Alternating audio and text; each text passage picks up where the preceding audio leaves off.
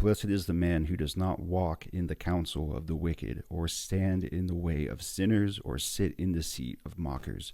But his delight is in the law of the Lord, and on his law he meditates day and night. He is like a tree planted by streams of water, which yields its fruit in season, and whose leaf does not wither. Whatever he does prospers.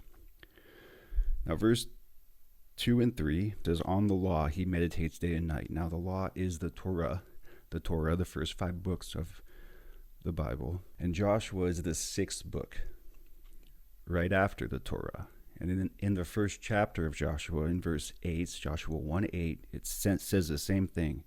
It says, he who meditates on the book of the law will be prosperous. So Joshua is pointing back to the Torah, and in Psalm 1 also points to the Torah. And on his law, the Torah, he meditates day and night. He is like a tree planted by streams of water, which yields its fruit in season, and whose leaf does not wither. Whatever he does prospers, which is taken directly from Joshua 1:8.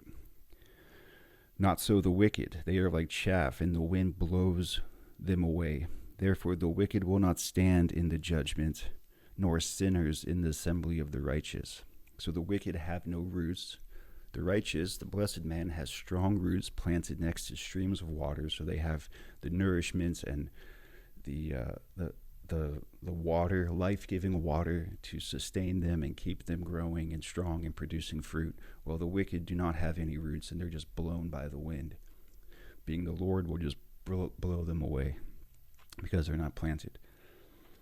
For the Lord watches over the way of the righteous, but the way of the wicked will perish.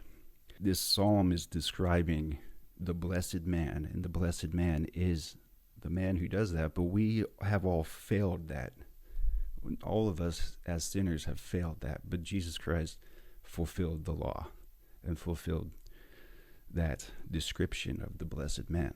All right, so now Psalm 2 describes Jesus Christ as the Messiah and as the King. Psalm 2 says, why do the nations conspire and plot, and the people plot in vain? The kings of the earth take their stand, and the rulers gather together against the Lord. All these kings of the earth are gathering against the Lord and against his anointed one, who is Jesus Christ, the blessed man who meditates on the law day and night and obeys the law, cross T, dot the I's. But as break their chains, they say, and throw off their fetters. The one enthroned in heaven laughs. The Lord scoffs at them. Then he rebukes them in his anger and terrifies them in his wrath, saying, I have installed my king on Zion, my holy hill. I will proclaim the decree of the Lord. He said to me, you are my son. Today I have become your father. Ask of me, and I will make the nations your inheritance, the ends of the earth your possession. You will rule them with an iron scepter of a king, right, which will not depart from the tribe of Judah, as said by Jacob, Israel, to his 12 sons, the 12 tribes of Israel. Judah will have the scepter, and it will not depart from Judah. You will rule them with an iron scepter, and you will dash them to pieces like pottery. Therefore, you kings, be wise, all you kings of the earth. There is a king above you.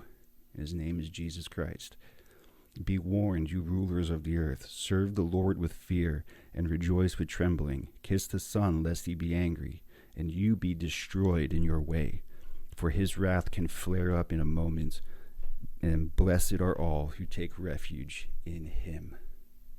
So it begins with blessed, and then it ends with blessed. Blessed are all who take refuge in him, Jesus Christ. Praise the Lord, the King of all kings, Jesus Christ.